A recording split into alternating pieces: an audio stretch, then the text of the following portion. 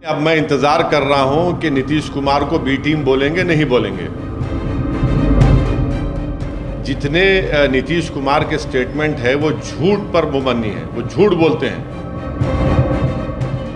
उन्होंने बिहार की जनता को कई मर्तबा धोखा दिया। किस मुंह से जाकर वो बिहार की जनता से वोट मांगेंगे मोदी के नाम पर, देखेंगे हम भी। एक बात तो साफ कह रहा हूं कि देश के प्रधानमंत्री श्री नरेंद्र मोदी, नीतीश कुमार और तेजस्वी यादव, इन तीनों को बिहार की जनता से माफ़ी मांगनी चाहिए। जितने नीतीश कुमार के स्टेटमेंट है वो झूठ पर मुबन्नी है, वो झूठ बोलते हैं। वो सिर्फ अपनी आप को जिंदगी भर मुख्यमंत्री रखना चाहते हैं। उन्होंने बिहार की जनता को कई मर्तबा धोखा दिया। अब तो ये तो बहुत बड़ा धोखा दे दिया उन्होंने। किस मुंह से जाकर वो बिहार की जनता से वोट मांगेंगे मोदी के नाम पर, देखेंगे हम भी। आपने तो 1.5 साल से काम कर नहीं दे रहे थे, आप ही तो काम नहीं कर रहे हैं। आपने किस तरह की भाषा का इस्तेमाल किया विधानसभा में? आप कौन सा वहाँ पर गवर्नेंस हो रहा था?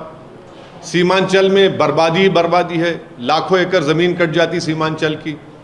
अलीगढ़ मुस्लिम यूनिवर्सिटी का मसला हल नहीं होता, सीमांचल का महानंदा का काम ख़त्म नहीं होता। तो कौन सा काम हो रहा था 1.5 साल में? आपकी तो इतनी बड़ी मेजॉरिटी थी आपके पास।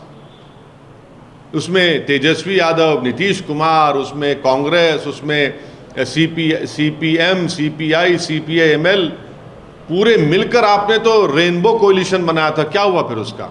उसके बावजूद भी आप कुछ नहीं कर सके। अब मैं इंतज़ार कर रहा हूं कि नीतीश कुमार को बी टीम बोलेंगे नहीं बोलेंगे। और जब बोलेंगे तो उनको ये भी सोचना पड़ेगा कि आपको जब नहीं मालूम था, जब उनको आप अपने साथ बगल में बिठाए थे, उनकी बड़ी बड़ी तारीफ़ें कर रहे थे, चाचा भतीजे की जोड़ी क्या क्या कह दिया था आपने।